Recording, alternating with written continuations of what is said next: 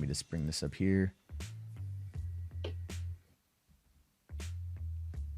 Ladies and gentlemen, boys and girls, welcome to episode number 5, The Journey into Mystery. This is our discussion of Loki, and my God, RJ, what an episode.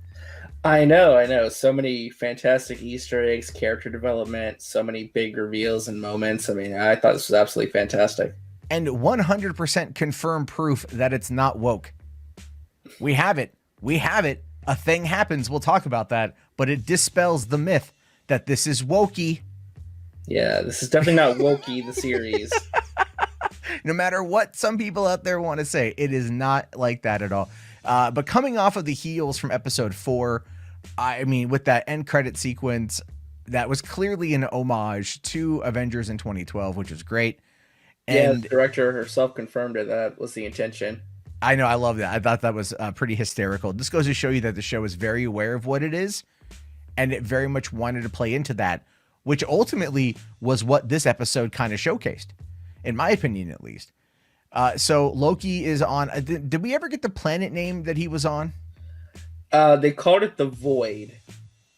Okay, so this was the Void. This was the Void. Yeah. Okay, I was a little confused on that, to be honest with you, because I know that when we got to the Sylvie Judge storyline, they talked about it, but I might have just been distracted in that moment. And but anyway, so we're on the Void, which is by the way, I think like such. I'm gonna say it's like that's like the most interesting planet that we've ever seen in any of the cosmic stuff in the MCU. Yeah, because this void of like it's just like a trash compactor, you know. It's just like a trashy planet, like a void at the end of time, where like nothing can really happen, no Nexus events or nothing, you know. Yeah, and that's what cracked me up about that was just that they you know, like there's this gigantic shark. You know, it's a gigantic. Alioth, which is, I mean, maybe I'm the only one. I don't know if you got the same. I got the same kind of vibe out of it at first. Like, I'm like, wait, are they making fun of 2007's Rise of the Silver Surfer? Like, is that Galactus? Monster, yeah. Is that Galactus? You know? Well, that Alioth actually comes straight from the comics. I believe that's something that like Kang uses to like hide himself at the end of time or something. I think it is from the comics, but I might have to get fact checked on that by one of the audience members in the comments later. You know? Oh, really? Yeah. Someone's probably gonna have to do that. Honestly, I have no idea. My knowledge of this particular case is I don't have any here, and I like that. I like that I don't have a lot of the knowledge about this, because then everything is a surprise when you learn it, rather than going like, oh, I'm waiting for that when I come on in. And this episode, what I really enjoyed was that it was, you know, it was the Loki variants, the ones that were pruned. We learned that pruning doesn't equal death. It just gets sent into the void. Yeah, which effectively then would ultimately turn into death because of Alioth and the fact that, you know, he's just kind of championing around the entire countryside, you know, eating everything. Like when that battleship, like when that battleship came in and like it dropped the USS Eldridge. Yeah, I didn't know that was supposed to be like a reference to something, because I've never heard of the USS Eldridge. So I guess the USS Eldridge, because we stopped it so I could go and research this real quick, is actually something that was reportedly from the real world. And it was reportedly part of what was known as the Philadelphia experiment. This goes all the way back to 1943, at the height of World War II. There were rumors that the U.S. government was testing a new device aboard the Eldridge that would effectively make it invisible. While there were some grains of truth to this, like there were magnetic devices on board, hoping to be used to disrupt raiders and the like, it started off as a long history of rumors and theories, including one that involved the U.S. government using technology from crashed alien ships that allowed them to transport the Eldridge in the blink of an eye. And then it says that there were rumors circulating that the Eldridge was consumed by a glow before disappearing completely and reappearing at another shipyard hundreds of miles away. Of course, like this was all debunked, but it definitely was something that the creators of the show wanted to play with, very similar to the DB Cooper. Yeah, and that's what I love about this show, that it brings in like real world mysteries, you know, into this, and gives like little clues or answers, like really expanding the mythology of the show beyond even comics and stuff. It's hysterical. Yeah, that's absolutely hysterical. I didn't even realize that. I should have Googled it last night. I thought it was some kind of like Cthulhu reference. I'm like, oh no, that'd be Eldritch, not Eldridge. I was tired. It was late. But I thought that part was great. Just seeing that little. Yeah. I mean, the Easter eggs in this episode were just like so many. Like I'd have to go back and watch this like at least another 2 or 3 times just to like comb through and look for every little reference because there's so many blink and you'll miss it moments. Like the Thanos copter showed up, like in the background. I'm like, Marvel actually brought in the Thanos copter.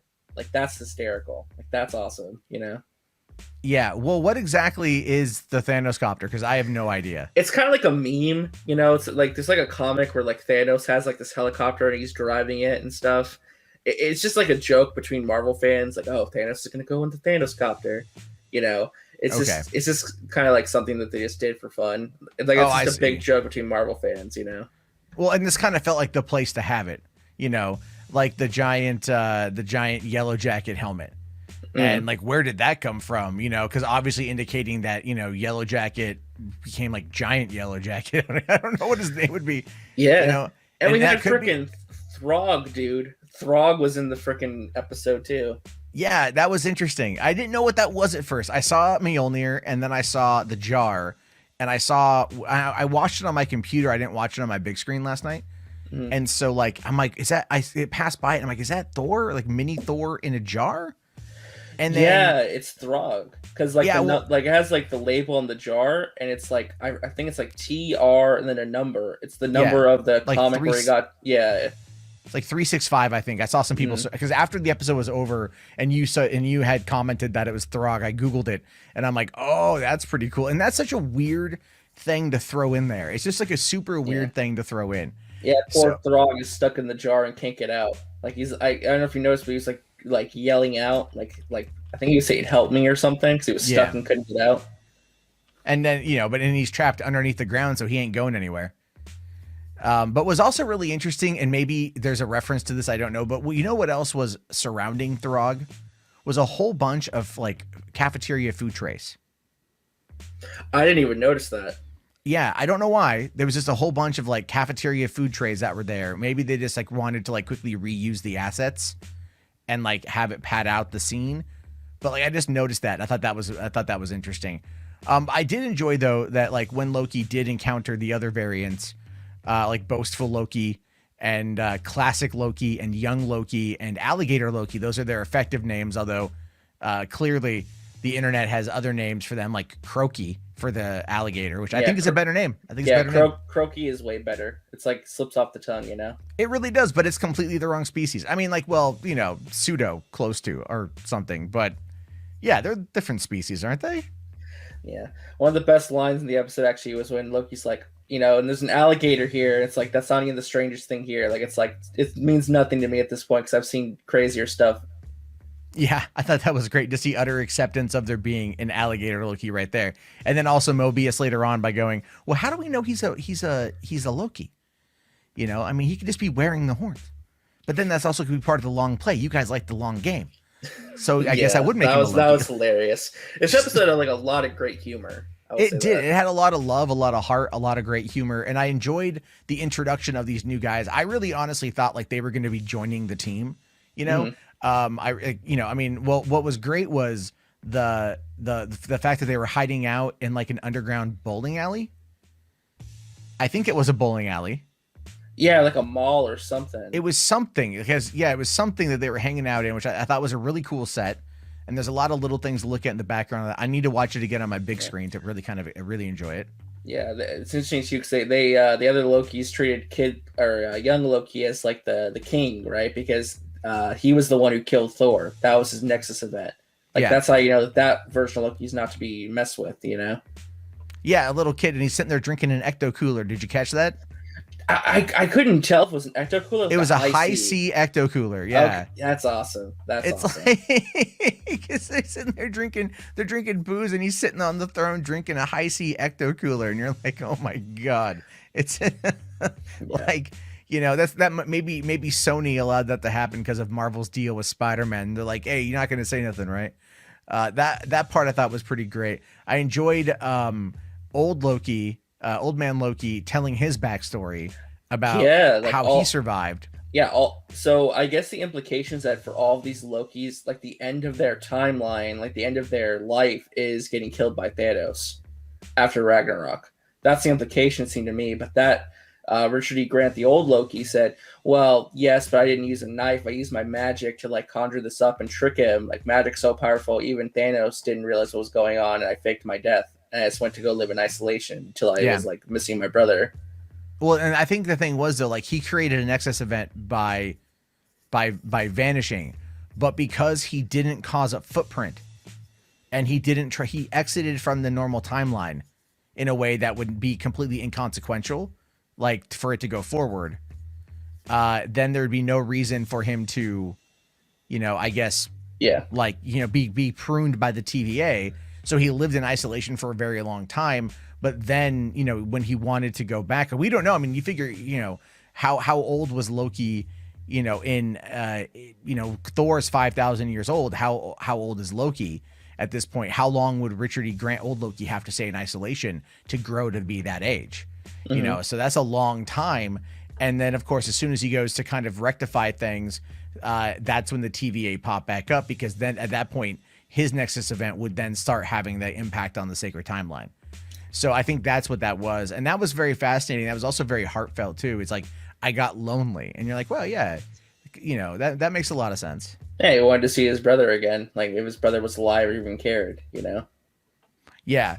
And so that was like, I thought that was really cool. And then of course, you get the President Loki, which was a great misdirect because of what we saw in the trailer. Yeah, I thought maybe he was gonna like go back in time, run for president, and then come back or something. No, it's just another variant.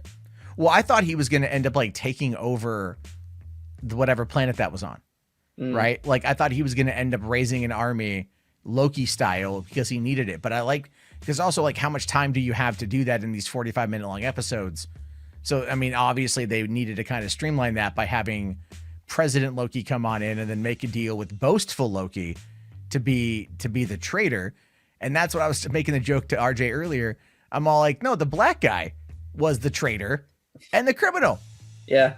And I'm like, come on. Very woke, Marvel. Not very woke. Not very woke. I mean, come on. You couldn't have. I thought that was the thing. But I will say though, that fight scene that ensued with them, I thought was great. Oh yeah, when Croaky bit off President Loki's hand. Well, now that in my mind was a reference to Tom Hiddleston in the Tinkerbell movie, the Pirate Fairy movie. Tom Hiddleston voiced James Hook.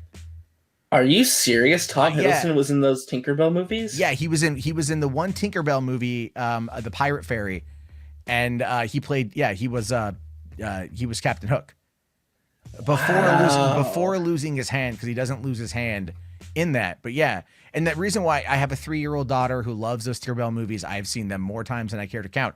But yeah, so I thought that was definitely going to be like some kind of reference to that. And I mean, I could be wrong, but it just seemed like, they might have laughed about that on set a little bit, because they all probably knew he was at some point Captain Hook. Mm-hmm. But I really did enjoy that scene, because you could see old man Loki using his powers and like blasting everyone across Richard the way. E. Grant was fantastic in this episode. I know. He really carried it. I was so sad at the end. It's like he sacrificed himself. It's like he just shouted glorious purpose. Like this is what he was meant to do.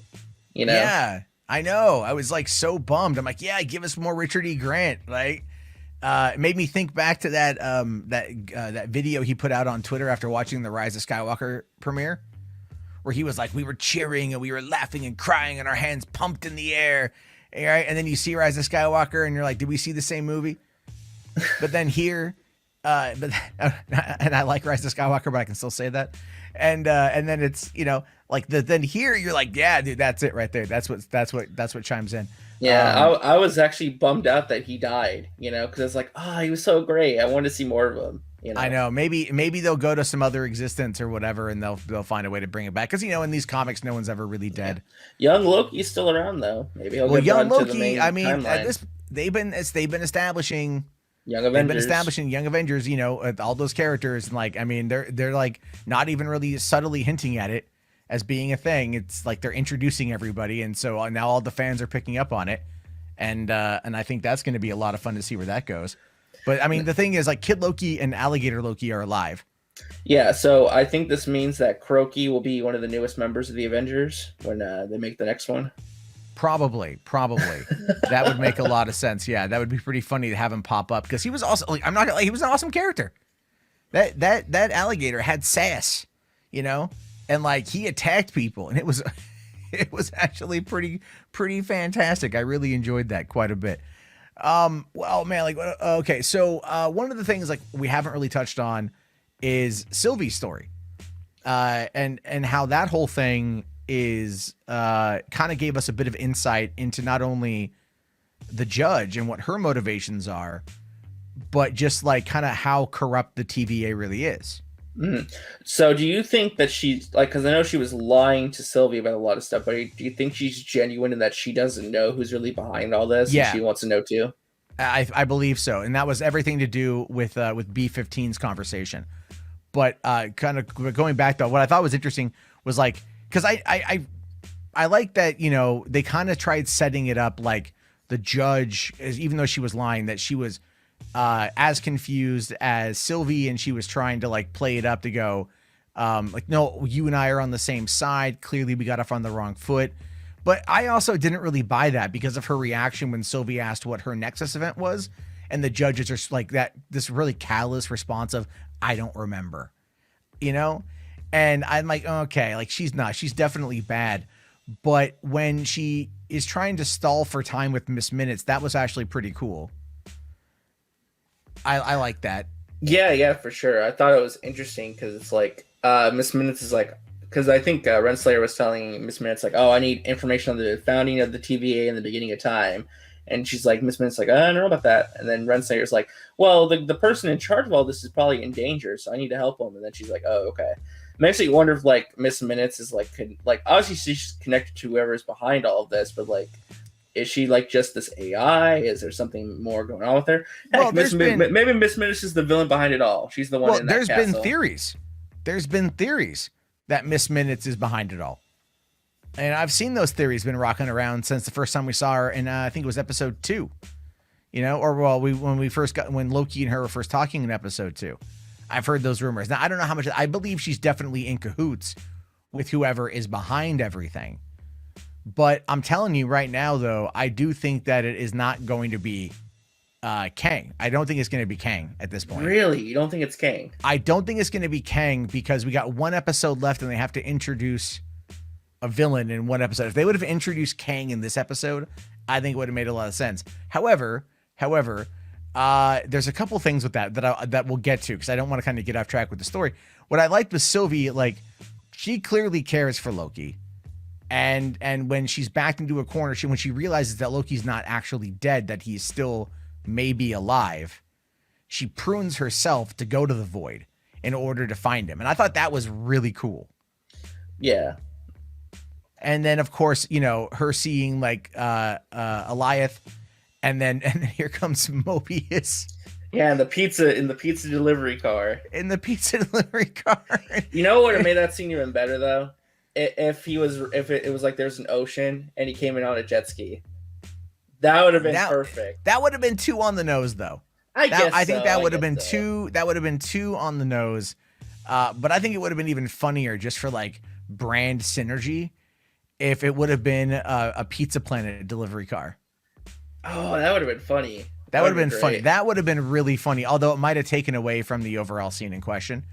But I like to have conversations like, oh yeah, like you seem pretty, you know, you easily get someone the stranger's car, and like, you know, and then like they're kind of just talking. I just really enjoy Owen Wilson having any kind of moment in the show because it's just fun to see Owen Wilson again.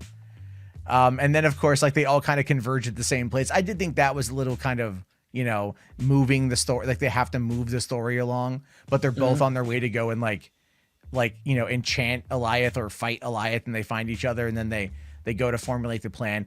But what was really interesting about that though was when like, again, Mobius talking about like the gator being a Loki, and then, but then it cutting it outside and getting the moment with Loki and Sylvie when it's like, you know, you can tell that they are close to one another. They have feelings for one another.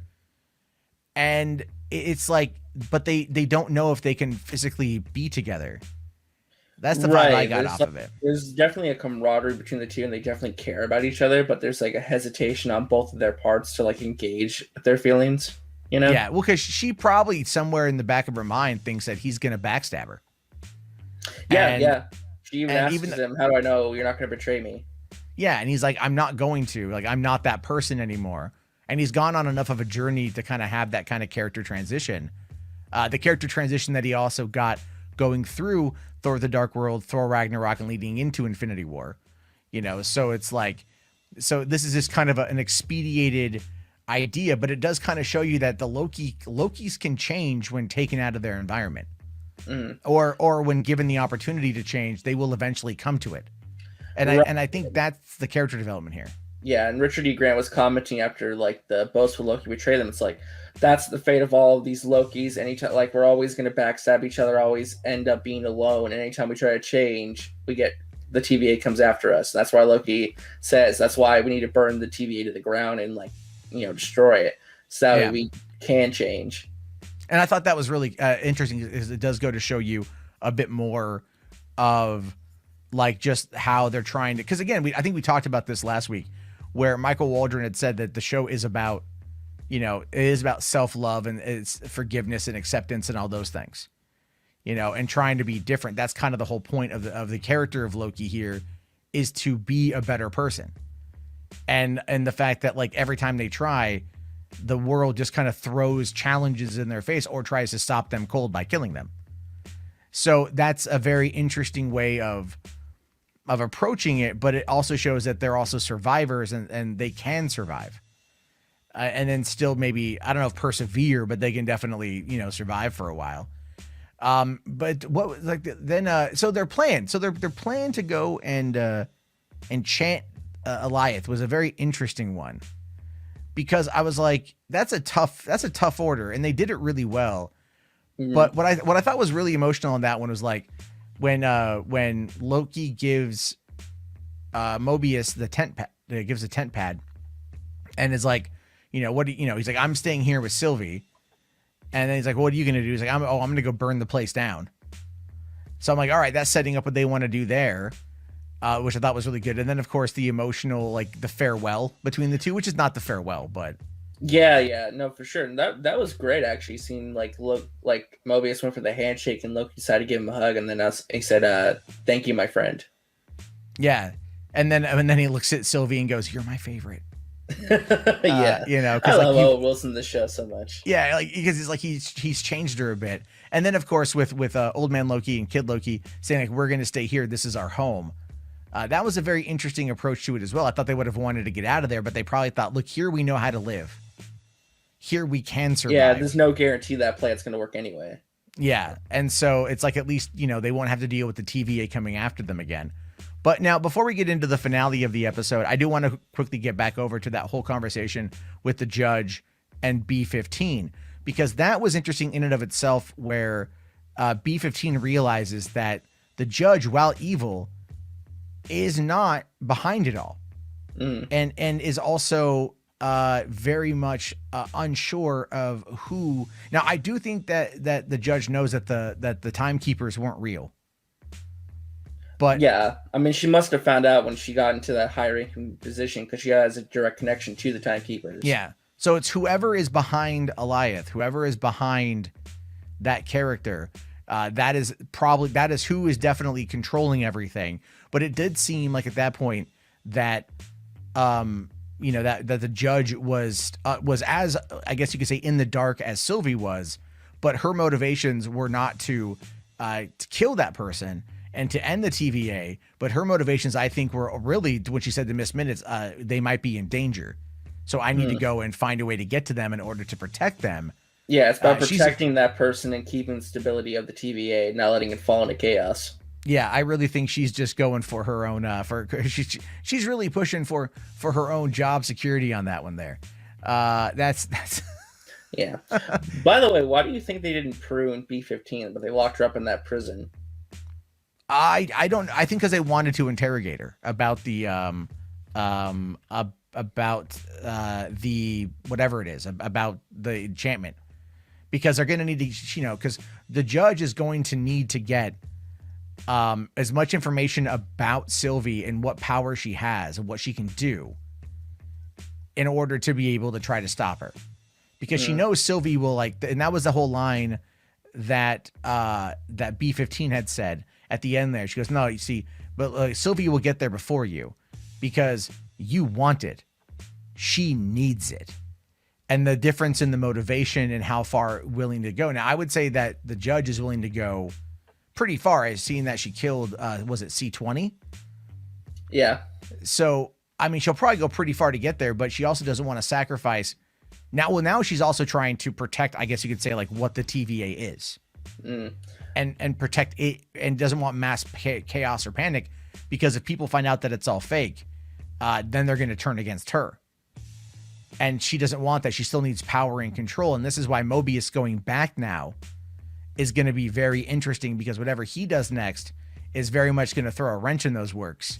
Oh, totally. Yeah. We're definitely getting a confrontation between Mobius and Renslayer for sure.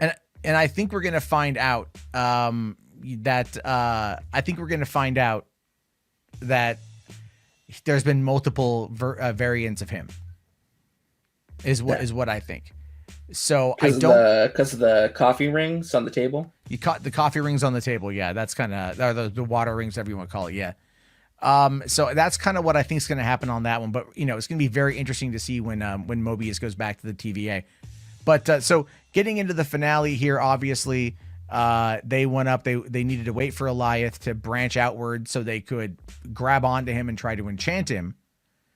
And this is kind of where, this is where obviously like they needed a distraction, and Old Man Loki comes out and he recreates Asgard, which was awesome. Yeah, using all of his magic, like he's just flexing how powerful he is and just creating the biggest distraction possible. Yeah, and then ultimately leading to his sad demise as he yells out glorious purpose, which I thought was great. And I know you did too. But then like when they are able to get a hold of him, this is where like I have made the theory that Sylvie and Loki are not the same, right? That she's not a Loki. You don't think she's a Loki? I think she's a Loki now. I think she's a Loki. Oh, okay. Because like for one, the Nexus event when they touched, when they were on Lamentus 1, that was something that was definitely like, oh, a Loki playing with himself. That could be a bad thing.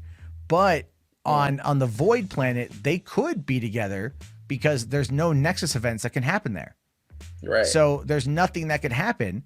And the biggest issue was Alioth, which, is if they've enchanted him now, then he is now been pacified. Yeah. Also, too, when Sylvie used her powers at the beginning of the episode, she like saw into his mind and stuff. There's like a lot of quick flashbacks to like memories and stuff, including of the castle. Right. It makes me wonder if like there was a clue in there as to who's behind it. Well, I'll tell you this though. So like I said, a lot of people now I know Alioth is tied to Kang. All right. And so I think that is a misdirect in my opinion. Now we know Kang is coming into Quantumania. There might be a reference to Kang because there was the Qang building. Yeah, or Kang Tower. Yeah, and that was Avengers Tower. That was because Tony Stark did in the comics in one variation sell Avengers Tower to that company, and as a result of that, so that popped up here. So that was a Kang reference. And then also Alioth is a Kang reference. And so people, I think those are just like massive misdirects. So it's going to be Mephisto all over again. It's not going to be Mephisto. But it is going to be a Loki. It is going to be a Loki. That was my theory. I think it's either Kang or it's King Loki. It's probably going to be King Loki. Because if you think about it, like for one, it's like, I kind of want it to be Kang, to be honest with you. I think that would be kind of cool to tie into Quantumania to actually make Ant-Man 3 a little bit more on the interesting side. And I say that only because, Ant-Man and the Wasp was not the most interesting of Marvel movies. It was very small scale. Yeah, it's a cozy Sunday afternoon movie. Yeah, it wasn't bad, but it was like, not like my favorite by a long shot. And I felt that it had very little consequence. And so this one, they got to kind of ramp it up. If they're bringing in Kang, that's going to definitely ramp it up. And so, yeah, it could be Loki Laufeyson, or I think like Icole is from Earth 14,412. I'm just quickly looking it up here. Mm-hmm. And so that could be King Loki, which would seem to make the most amount of sense. Because, he's got Loki the All Butcher, Loki the End, Loki the Necro God, also known as Old Loki, an old trickster. Now, what if it's Richard E. Grant that was Old Loki? That was King Loki. Like he comes back into next episode, but he's playing a different variant. Who's the King Loki? Yeah, so it's like that was maybe like the good version of him, and then this is like the bad version of him. Because I would like to see that actually. Because cool. I think he could do that pretty well. And because I mean, if it's just Tom Hiddleston versus himself, whatever. Like I don't know. And I'm trying to think if there's any other casting in the show we knew about that hasn't popped up yet, but I don't think so. No, I think Richard E. Grant was the last big one. Yeah, and so I do feel that it's probably going to end up being King Loki as being the one behind the TVA. Now, I don't quite know why necessarily. However, looking up in the Marvel fandom wikia here, it just says that this Loki, King Loki, rescued Sigurd from Mephisto. There you go, Mephisto confirmed. There's that, yeah. There's Mephisto. Who knows? And then but this is going to be a very powerful Loki, and this is going to be one where I have a feeling this Loki might have been whoever. Because there's still some questions. Like when Sylvie set off all those bombs to kind of like diverge the timeline and create the multiverse in episode 2, they've straight dropped that plot. So like what happened with that? What was the reasoning behind that? Because I think you and I even talked about the possibility of someone being behind her. And right. And so, there is a bit here where Loki at some point, like, King Loki goes back in time and uses his magic to corrupt a younger version of Thor. But we could see something similar where he was able to meet the variant of this Loki, of Sylvie, and then corrupt her and send her on that path to create the multiverse, so then he could come out and do something. I don't know. I mean, like, I don't know where the story's going to go. I'm like legitimately confused on it at this point. Yeah, at this point, like, I have no clue. This could go any number of directions, and I would probably be, I think no matter what direction they go in, I think they will make it as satisfying as possible. But I think next episode, they might leave more questions than answers in order to potentially set up a continuation, like in a second season, if that happens, Yeah, I agree. I think they're gonna. I really hope they don't leave it on like a massive cliffhanger, and that we get some answers. Like we got answers with WandaVision for the most part. They did set a couple things up because we know that with WandaVision or with Wanda, she'll be back in Doctor Strange too. So they left some of those things open. Yeah, and then Falcon left the Sharon Carter stuff open, probably for Captain America 4. So yeah, and then and so we're gonna have a bit of that, and this is gonna leave some stuff open, but I think we're still gonna get closure, and I'm hoping that that's the case because I think that's gonna be like I'd like the show too much for it just to be left alone and to be not, and to not like kind of die out. But I think now with that Alioth has been enchanted, and that they have access to, the castle behind it, we're going to find out like everything. And then it's all going to converge. And here's my question. Do you think Sylvie's going to die? Oh, that's a tough question, man. I'm gonna go with no, but I think she's going to adopt a new identity and become the MCU's version of Enchantress. Like that's going to be her new name and moniker. Okay. Do you think her and Loki are going to hook up? Like going to be able to be together? Yes, I do. All right. I wonder how that's going to happen. Because if they touch in any timeline, they create a Nexus event. No, wait. Hold on. Quick backtrack on that one there. Because why does Sylvie hang out in apocalypses? Because you can do whatever you want and it won't alter the timeline. Mm-hmm. Right? So Loki and her touched on Lamentis in a Nexus event, right? Or in an apocalyptic event. And That's yet right. they somehow created almost a straight line to getting to a Nexus event. How did that happen? That's something I haven't seen anyone talk about yet. No, that is definitely a big question that needs to get answered. Yeah, because I kind of like glanced over that for a moment and kind of forgot about that, but that's true. There, as I said, like with the tent pads and the resetting bombs that she launched off in episode 2, and that in episode was episode 3. There are things that are like that they've set up that we haven't gotten answers to yet, and I really hope they don't let those plot lines die. I really hope. It's not that it needs to be like 100% explained, but just to have some idea of what it means would be pretty fantastic. So I think we'll have to wait and see on that one. But we're running up on about 35, a little over 35 minutes right now. So yeah, I was gonna ask one quick last question. Yeah. So if it is King Loki who's behind all of this, do you think still that there could be a post-credit scene at the end of Loki, like a mid-credit scene, like they've done for the last, for at least Falcon, where they reveal that Kang does exist and they do reveal Kang, like Jonathan Majors pops up in a cameo? That could make some sense, and that was only because Jonathan Majors posted, I think it was an Instagram the other day, from a comic shop in LA. Golden Apple Comics. Yeah, holding a Kang comic, and or with a comic with Kang on the cover of it. I mean, basically indicating that he, is cast as Kang, and so that is something that is, during Loki. Well, that's on. That's a little bit too. Because maybe King Loki is answering to Kang. Like he's still in charge, but he's answering to someone even above him. That could be, there being a bigger issue there. But the reason why I also think that it's going to be it's going to be King Loki is because at the beginning too, Mobius had made the comment about superior Loki.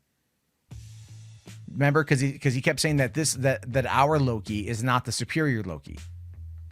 Oh, so this would be like the greatest Loki of them all, like the most superior version.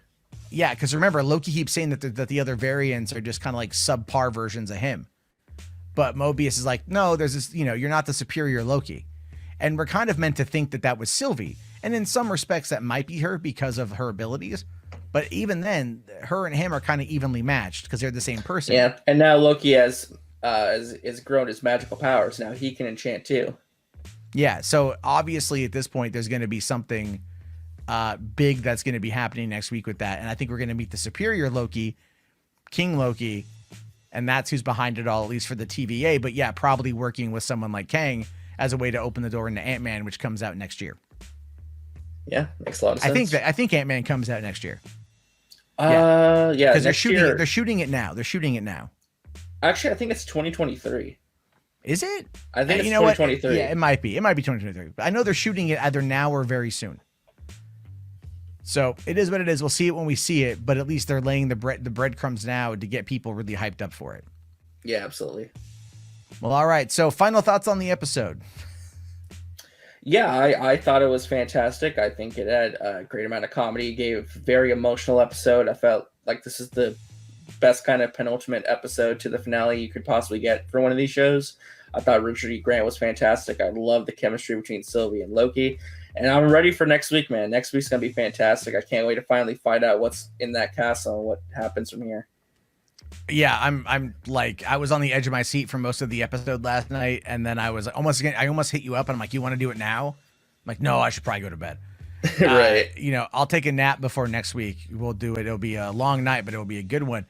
And yeah, I think I agree with you. The penultimate episode is usually like they're kind of following the Game of Thrones model, where the penultimate episode is like the biggest episode and it sets up a lot, and then it ties up everything up in the last episode.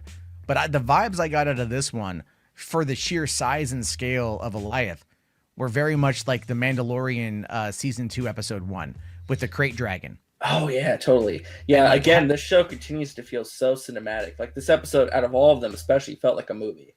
It did, and yet people are still complaining. It's like nothing happens in the end. Whatever. I mean, we literally spend between 25 and 35, 40 minutes each week talking about the episode, and it's like there's still probably more to discuss. So yeah, like we're just like scratching the surface of what these episodes have. If you think about it. Yeah, it's crazy. There's a lot of people that have done very, very, very good deep dives. We're just giving our thoughts on it. But as always, we'll be back next week for the final episode of season 1 with Loki. Be sure to check out Resonant Justice's channel and leave a like on this and let us know your thoughts and your theories. We'll talk to you guys later. Have yourself a great day and peace the hell out.